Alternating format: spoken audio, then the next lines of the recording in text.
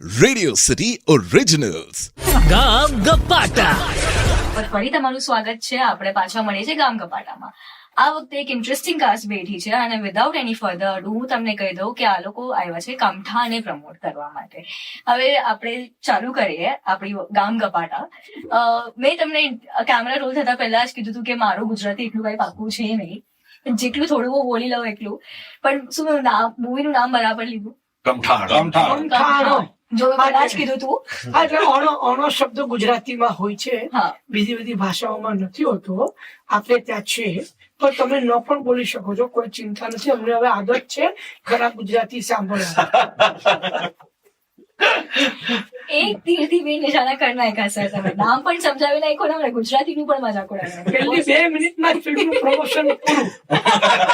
હવે આપણે જવા માટે છૂટા છે. એટલું ઈઝી થોડી ના જવા દેશે સર આપણે તમને. પણ કમઠાણ, ચલો મારો આટલો ગુજરાતી તો છે નહીં, અમારા વ્યુઅર્સ નું આગળ નો હોય, મતલબ સમજાવી દો એક એક શબ્દમાં કે નો મતલબ શું હોય છે. બધા વખતે હું કહી દઉં છું તમને કે તમે જો ભગવત ગો મંડળ જોશો કે ગૂગલ તમે જોશો તો તમને એના ઘણા બધા અર્થ દેખાશે, પણ કમઠાણનો સાચો અર્થ જો તમારે જાણવો હોય તો તમારે અમારી મૂવી જોવી પડશે. ભાઈ તમે હું માર્કેટિંગ છોડું છું સર, તમે આવી જાઓ માર્કેટિંગ. હવે બસ ખતમ થઈ ગયું મારું, બધું થઈ ગયું મારું. ના, મારી પાસે માત્ર એનો અંગ્રેજી પર્યાય છે. Kamthan is chaos. અચ્છા, એકદમ. હા, કે આપણે પેલા ખબર છે ને, કોઈ પણ ટ્રાફિક સિગ્નલ વગર જયારે 4 રસ્તા ભેગા થતા હોય ત્યારે ટ્રાફિક જામમાં શું થતું હોય છે. બરાબર. એટલે એમાં બધાને એમ લાગે કે એક સ્વસ્તિક રચાઈ છે. હા. અહીંયા પણ એક સ્વસ્તિક રચાયું છે હા, કે ચોર છે, એને પોલીસના ઘરમાં ચોરી કરી છે, ગજબ છો. અને પોલીસને એને ચોરને શોધવાનો છે, કારણ કે એની વર્દી, એની રિવોલ્વર એ લઈ ગયો છે અને એને શોધવાનો છે. અને લોકોને ખબર પાડવાની નથી, ગામના લોકોને, કારણ કે જો ખબર પાડે તો એ લોકોના આબરૂના કાંકરા થઈ જાય. એટલે એને ખબર પાડવાની નથી અને ચોરને શોધવાનો છે. જ્યારે કે ગામમાં એક જાગૃત પત્રકાર પણ છે, એક સમાજ સેવિકા પણ છે, અને આ બધાની વચ્ચે એને તમારે શોધવાનું છે. અને ઈ તમે જે પોલીસ જે શોધીને લાવે, જેના ઉપર ડાઉટ હોય એને ખૂબ મારે. એટલે હા, અત્યારે જે સંજય કહ્યું ને એના ઉપરથી મને અત્યારે જ આઈડિયા આવ્યો છે, જે હું રજીસ્ટર કરાવી લેવા માંગુ છું. હું એક વિડીયો ગેમ બનાવવાનો છું કમઠાણ નામની. કારણ કે આ જે રીતે એને કહ્યું ને કે કેવી રીતે પોલીસ ચોરને શોધે, it's actually a format of a video game. Radio city એનું તમારું પ્રેઝન્ટિંગ પાર્ટ. પછી ગયું તમારું ટેન્શન. અને તમારા માર્કેટિંગ હેડ તો બેઠા જ છે. તો ખતમ. હવે વિડીયો ગેમ ડેવલપર ગોતી લઈશું આપણે. અગર તમે છો તો કોમેન્ટ્સમાં નાખો કે હજુ શું શું નાખી શકો છો તમે એ વિડીયો ગેમ. પણ આ આઈડિયા કેવી રીતે આવ્યો તમને કે ચલો આપણે ઉલટું કરીએ? તમે ઉલટા ચોર કોતવાલ કો દાટે વાળું વધારે સિરિયસલી લઈ લીધું અને તમે કહી દીધું ચોરના ઘરે, પોલીસના ઘરે આપણે ચોરી કરીએ. અને ચોરી કરીને તો શું કર્યું? વર્દી અને રિવોલ્વર. આઈડિયામાં એવું છે કે આ ગુજરાતી સાહિત્યના સુપ્રસિદ્ધ નવલકથાકાર છે અશ્વિની ભટ્ટ. અશ્વિની ભટ્ટ એટલે ગુજરાતી સાહિત્યના સલીમ જાવેદ કહી શકો. અરે વાહ, commercial writer, very successful writer. એટલે અત્યારે પણ હાલ પણ એમની પુસ્તકો સૌથી વધારે વેચાય છે વાહ. હાલ પણ. એટલે કમઠાણ એમણે લખેલી એક હાસ્ય નવલ છે ને કમઠાણને અમે ફિલ્મમાં અડેપ્ટ કરી છે. અરે વાહ, આ જો આ વસ્તુ તો મને ખબર નહોતી, શીખવા મળી. ચલો, રાઈટ. પણ હવે આ ફિલ્મ થી તમને શું લાગે છે કે વ્યુઅર્સ ને અપાર્ટ ફ્રોમ કેઓસ અને હસી મજાક ને કેવી રીતે આ વસ્તુ પોલીસના આબરૂ કેવી રીતે બચાવવાની, એના અલાવા શું શીખવા મળશે? 3 વસ્તુ: ઓકે, મનોરંજન. અમે કોઈને શીખવાડવા માટે ફિલ્મ નથી બનાવતા, અમે લોકોના મનના રંજનને કરવા માટે અમે ફિલ્મ બનાવીએ છીએ. હાઉ નાઇસ, કેટલું સરસ છે. પણ જે વાર્તા છે, વાર્તામાં એક સોશિયલ સટાયર છે. અને સોશિયલ સટાયર આ ચોર અને પોલીસ એ બંને ગ્રુપ્સ વચ્ચે ચાલતી ઉંદર બિલાડીની રમત એ ખૂબ હળવા અંદાજમાં, ખૂબ રમૂજ સાથે, કે તમને સતત મજા આવે, તમે સતત હસતા રહો અને એ સટાયર તમારા સુધી પહોંચે એ રીતે કહેવાનો પ્રયત્ન કર્યો છે. અને સાથે એક પેલો બી મેસેજ જે મને લાગે છે અત્યાર સુધી, કે જો તમને એવું લાગે કે તમારું જીવનમાં અત્યાર સુધી કંઈ સારું નથી થયું, કે તમારા દિવસો હજુ આવ્યા નથી ને બહુ ટાઈમ થઈ ગયો છે, કેવો જ રગલો બી છે જે ચોર છે, કે એનું અત્યાર સુધી એને કઈક બહુ મોટી ધાક મારી નથી, પણ અત્યાર સુધી બધા એને એ લોકોની બિરાદરીનો સૌથી નબળો વ્યક્તિ ગણે છે. પણ એક દિવસ આવે છે કે જે નબળાનો દિવસ હોય છે, અને એ દિવસે બધા જેટલા પણ મોટા છે ઇન્ક્લુડિંગ પોલીસ અને બધા ધંધે લાગે છે. એટલે નબળાનો એક દિવસ આવશે. એક દિવસ માટે કીડીને હાથીના કાનમાં ઘૂસવાની તક મળે છે અને હાથી એને કારણે જે ગાંડો બેભાન થઈ જાય. હા એને એક દિવસ નબળાનો એમ એવું પણ કહી શકાય. આવશે એ દિવસ આવશે. પઠાણ ઉર્ફ એક દિવસ નબળા. હર કુત્તે કા દિન આતા હૈ. હવે આ ટેગલાઈન બહુ મળી છે ને તમને લોકોને તમારા વિડીયો ગેમ માટે. પણ ચલો આ ચોરીના વાત પર આપણે છે તો અગર તમને લોકોને એઝ આર્ટિસ્ટ એકબીજાથી કઈ ચુરાવવું હોય એક વસ્તુ તો તમે શું ચુરાવશો? દર્શન સર આપણે તમારાથી ચાલુ કરીએ. હું સંજય પાસેથી એની સેન્સ ઓફ હ્યુમર ચોરીશ. ઈ બોર્ડ હગાડ છે. હું દર્શનભાઈ પાસેથી એમનો નેશનલ એવોર્ડ ચોરીશ. Point marketing. ચલો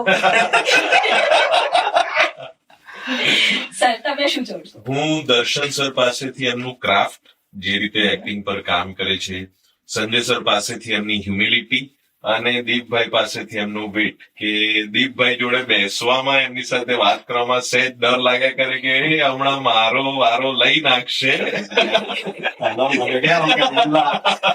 ધ્રુવનાથભાઈ પાસેથી એમની પેશન્સ અને દીપ પાસેથી સ્પોન્ટિનિટી. અને આ લોકો બધું ચોરી લઈને પછી હું જઈને એ બધું પાછું લઈ I will just let them play, let them work. બધું એક જગ્યાએ ભેગું કરે એટલે મારે એક જ જગ્યાથી ચોરી કરવાનું રહે. તમે તો જોર નથી. ના, you never know, you have to watch the movie for that. Yes. પણ હવે આ મૂવીઝમાં આટલા બધા કેરેક્ટર્સ છે, આટલું બધું થાય છે, આટલું હસી મજાક, trailer it self is very કે અરે બાપરે હમણાં કાંઈ થયું, હમણાં કાંઈ થયું, હમણાં કાંઈ થયું, એક વસ્તુથી ઉપર આવ્યો ને કે બીજી ઓલરેડી થઈ ગઈ છે. તમને શૂટિંગ કરવામાં કેટલી મજા આવી હતી આમાં? જી અમને આ જે આટલા બધા કલાકારો ભેગા થયા છે અમને ખૂબ મજા આવેલી અને સાથે ચેલેન્જિંગ પણ ખાસું હતું કારણ કે ક્લાઇમેક્સ એસ્પેશિયલી. આમાં કેવું છે બેન, બધા લોકો કે તમને શૂટિંગમાં બહુ મજા આવે. શૂટિંગમાં મજા છે ને, કામ કરીએ છીએ ના પણ મજા છે નહીં. હવે મારી દાઢી લગાડી હોય, મૂછ લગાડી હોય, મારે ચા પીવી હોય તો ચા ન પી શકું. ખાવાની વાત તો બાજુ રહી. અને તમે કહો તમને બહુ મજા આવી હશે. અરે અમે તો એટલી જેમ કે- અમને તો એવું લાગતું જ નતું કે અમે તો કામ કરીએ છીએ. અમે તો પિકનિક છે નહીં યાર. Movie making is a very serious business. અને જેટલી ફની વધારે મૂવી હોય ને એટલું એક્ટરોને પોતાનો ક્રાફ્ટ જે હોય ટાઈમિંગ નો sense of timing, sense of comic timing એ સાચવવો. અને એ પણ પાછું ડિરેક્ટરને, કારણ કે આ મીડિયમ જુદું છે. સ્ટેજ ઉપર તમે કોમેડી કરો ને એ બહુ જ સરળ છે. એ રીતે જો બે મજાયેલા એક્ટરો હોય સામ સામે તો એ લોકો અદ્ભુત હ્યુમર ઉભો કરી શકે. બરાબર. પણ જયારે એ when you are getting into a medium like film, કારણ કે પછી ડિરેક્શનમાં પાછળ એડિટિંગ પણ આવે, એટલે એડિટ કરવાની એ જે ફિલ્મનો એ હ્યુમર બહાર કાઢવા માટે કેવી રીતે તમે એને એડિટ કરો છો. રાઈટ. એટલે જ મને એમ લાગે છે કે આ ફિલ્મ પર ભગવાનના ચારે હાથ એટલા માટે છે કારણ કે હરફન મોલ આ ફિલ્મ જે આ પ્રોડ્યુસર છે ફિલ્મના, એમાંના એક પ્રોડ્યુસર છે પોતે એડિટર છે. એટલે ખર્ચો બચાવે. ખર્ચો બચાવવાનો સવાલ નથી, એ ઉત્તમ કક્ષાનો એડિટર છે પોતે. અને એની પણ અમને લોકોને જે પેલી મળી છે services, so each and every. અને ઓફકોર્સ મજા તો કામ તમે જયારે કરતા હો ને ત્યારે દિવસને અંતે તમે જયારે પાછા જાઓ ત્યારે તમને એમ થવું જોઈએ કે આજનો દિવસ સરસ ગયો. બસ એટલું જ જરૂરી છે, બાકી વધારે નહીં. તમને જે તમને ટ્રેલર બહુ ગમે છે ને એ 36મો કટ હતો. ટ્રેલરનો 36મો કટ છે જે ઓડિયન્સ સામે આવ્યો છે. એટલે તમે વિચારો કે આગળના 35 કટમાં કેટલી બધી વસ્તુ. એટલે અને એને રિજેક્ટ કરીને એમાંથી ગાળી ચાળીને આ 36મો કટ તમે પહેલી વાર જોઈ રહ્યા છો. અને ચેલેન્જીસ ખૂબ હતી કે 25 વર્ષ પહેલાનું ગુજરાતના ચરોતર પ્રદેશનું એક ગામ, એ ગામના પાત્રો, એમના વાણી, વર્તન, વ્યવહાર, ત્યારના સેટિંગ્સ છે, ત્યારના કોસ્ટ્યુમ્સ છે, કે એ સમયનું એ ગામડાનું એ સંગીત શું હોઈ શકે, આ બધા જ જે ટેકનિશિયન્સ જે જોડાયા છે, પ્રોડક્શન ડિઝાઇનર, કોસ્ટ્યુમ ડિઝાઇનર, સંગીતકાર મેહુલભાઈ છે, અંકિત સર કે જેમણે વિઝ્યુઅલી એ સમયગાળો બતાડવો, તો એ બધા જ ટેકનિકલ હેડ્સે ખૂબ રિસર્ચ અને ડિટેલિંગ સાથે એમનું કામ કર્યું. એક્ટર્સે એ રીતે એ ચેલેન્જને સ્વીકારી અને આ બધી જ ચેલેન્જીસ પાર કરતા કરતા જયારે આ લઈને આવ્યા છે, એ મજા આવી રહી છે. એ મજાની વાત છે. એટલે આ અનુભવ મજા હવે આવશે. હવે કારણ કે લોકો જોશે, લોકોને મજા આવશે, પછી એ અમને મજા લોકો હસશે એટલે અમને આનંદ થશે. પણ એવું ક્યારે થાય કે તમે જયારે તમારી મૂવીઝ જો હવે જે આવવાની છે કે તમે જે પહેલાની મૂવીઝ જો તમે એમાંથી અરે નહીં આ મેં કઈ બીજું કર્યું હોત તો આને મેં આમ કર્યું હોત થવું જ જોઈએ. થવું જ જોઈએ. કોઈ થવું જ પણ જોઈએ. કલાકાર માટે ઇનએવિટેબલ છે, કરવું જ જોઈએ. થવું જ જોઈએ. દરેકને એવું થાય. હું તો મારા શોટ આપ્યા પછી હું મોનિટર પણ નથી જોતો, હું ડિરેક્ટરનું મોઢું જોઉં કે એને સારું લાગ્યું, મારું કામ પૂરું થયું. હા. You see, કારણ કે વિઝન એનું છે. હું ત્યાં જોવા જઈશ તો મને 4 ખોર ખાપણ એમાં દેખાશે. બરાબર. એના કરતા બેટર છે જોવું જ નહીં હા, પણ આપણે દાજવું નહીં. એ વાત સાચી છે કે તમે તમારી પોતાની ફિલ્મ જુઓ ત્યારે તમને એમ થાય કે આના કરતા આ કર્યું તો કદાચ વધારે સારું થાય, પણ એ દેટ મોમેન્ટ ઇઝ પાસ્ટ. એ પછી આપણે પણ એની વિશે કઈ બહુ one should not regret that, પણ one can learn from. Sir તમે હમણાં કીધું દર્શન સરે નેશનલ એવોર્ડ મળ્યો હતો. તો સર ગઈકાલે ગાંધીજીની ડેથ એનિવર્સરી હતી ને અમને જેટલા રિક્વેસ્ટ મળ્યા છે કે તમે દર્શન જરીવાલાને મળો છો તો તમે એમના પાસેથી પૂછજો કે એમનું ગાંધીજીનું શું છે અને કે ઘણા બધા એવા રિક્વેસ્ટ મળ્યા છે. સર એક કોઈ એવું તમારું એક્સપિરિયન્સ હોય કે કઈ એવી મેમરી હોય જે તમે અમને શેર કરવા માંગો છો? ના એ ફિલ્મ જયારે અમે શૂટ કરી એ વખતે તો બહુ જ જુદો માહોલ હતો કે જેમાં અમે લોકોએ અમુક વસ્તુઓ ન કરવાનું નક્કી કર્યું હતું કે ભાઈ ગાંધીજીની મિમિક્રી નહીં કરાવવાની કોઈ પણ એક્ટર પાસે, એટલે હું પણ એ નહીં કરું. અને જે સ્ક્રિપ્ટ છે જેમાં એ વિષાદ, જેમાં એ આખી વાતનું દર્દ એ બધું રહેલું જ છે, માત્ર એ સ્ક્રિપ્ટને તમે ફોલો કરો. પણ જયારે આનું શો એક હતો જે હું જોવા ગયો હતો, એટલે હું પાછળથી સરકીને ઉભો રહ્યો ને એક બેન્ડ્રામાં એક થિયેટરમાં ચાલતું હતું, તો પછી હું નીચે ઉતર્યો, હું જરા વહેલો નીચે ઉતર્યો, પણ એક વૃદ્ધ ભાઈ મરાઠી ભાઈ હતા અને એમની સાથે એમનો સન પણ હતો જે મારી ઉંમરનો હતો. એ લોકો આવતા હતા, તે પેલા જે સન હતા એ ઓળખી ગયા મને, એટલે એમના ફાધરને લઈ આવ્યા અને એમણે માત્ર મરાઠીમાં એટલું જ કહ્યું, પણ આમી તો તને પહેલો હતો.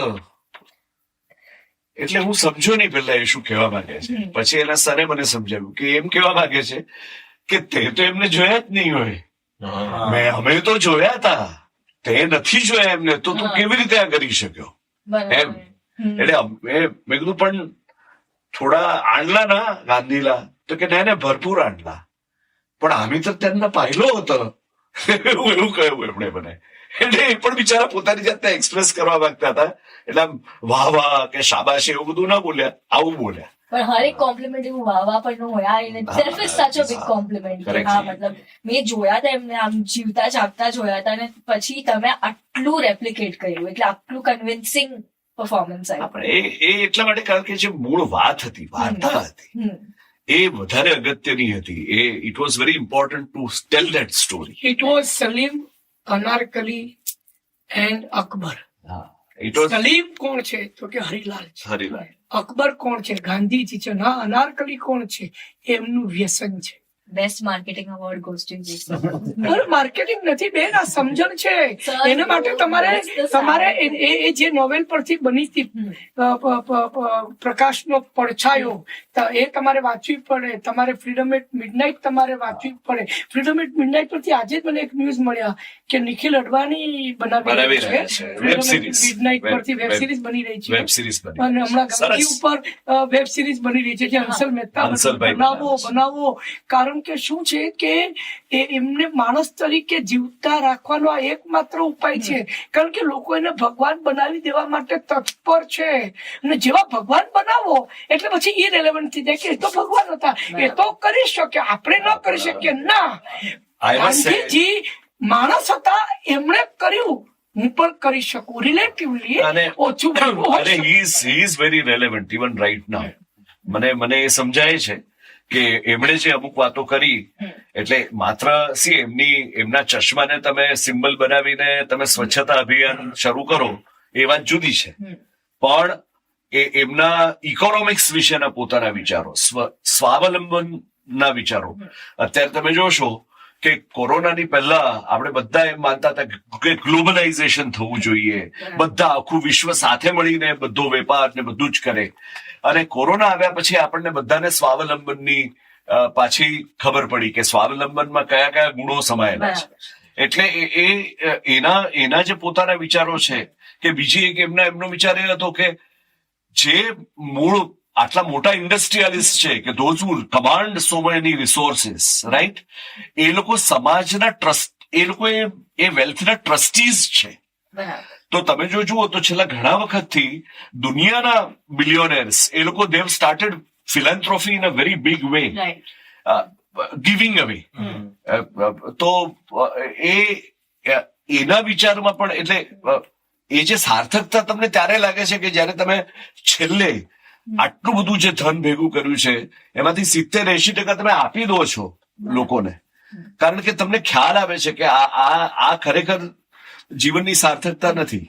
તો આ બધી વાતો તો એમણે પહેલા જ ઘણા વખત પહેલા કરી. અને બીજું, એ જે પોતે માનતા હતા ને એ પોતે વિચાર, એમનો મન, વચન અને કર્મ ત્રણે સેમ હતા, એમાં ક્યાંય ફરક નહોતો. આ વાત બહુ જ મહાન છે કે જે હજી રેલેવન્ટ છે, જે હજી શીખી શકાય અને જે તમારા જીવનને વધારે સારું બનાવે છે. ગાંધીજીનો એક કિસ્સો છે કે એક બેન ગયા ગાંધીજી પાસે કે આ મારો દીકરો ગોળ બહુ ખાય છે, તમે એને કહો ગોળ ન ખાય. ગાંધીએ કહ્યું કે તું છે ને તે 7 દિવસ પછી આવજો. પછી 7 દિવસ પછી બેન ગયા અને એને કહ્યું કે તમે બોલાવ્યા હતા ને આ ગોળ બહુ ખાય છે એના માટે. હા દીકરા, ગોળ નહીં ખાવાનો, આટલો બધો ગોળ નહીં ખાવાનો, ગળું ખાવાથી આપણી તબિયત સારી ન રહે. તો આ તમે અઠવાડિયા પહેલા પણ કહી શક્યા હોત ને. તેમણે કહ્યું કે એને કહેતા પહેલા મારે ગોળ ખાવાનું બંધ કરવું પડે. બેન, આ જયારે હું વિચારું છું ને ત્યારે મારી આંખમાં આંસુ આવે. બેન, આ વાત છે, આ ગાંધી છે. વાહ, નહીં ભૂલો. વિશ્વ એને યાદ કરી રહ્યું છે ને આપણે ભૂલવાના પ્રયત્નો કરી રહ્યા છીએ. કાફી શીખવા જેવું છે આ બધી. હજી he is very relevant even right now. Very much. તો ધીસ ઇઝ વન્ડરફુલ. બહુ મજા આવી તમારા સાથે વાત કરવાની. પણ before we and this interview, એક મેસેજ તમારા ફેન્સ, ફોલોવર્સ, મૂવી ગોઅર્સ જેના માટે જે જોવાના છે કમઠાણ, બરાબર બોલું હવે? યસ. તો એના માટે એક મેસેજ પ્લીઝ. વેલ, બધો થાક ઉતારી દેવો હોય તમારા આખા જીવનનો, જે દરરોજ રોજિંદો થાક લાગે જ છે, તો 2 તારીખે કમઠાણ ફિલ્મ જોઈ આવો અને તરોતાજા થઈ જાઓ. હિન્દી ફિલ્મ કરતા તમને ગુજરાતી ફિલ્મ કમઠાણમાં વધારે મજા આવશે, મારી ગેરંટી છે. એટલે જોવા જજો.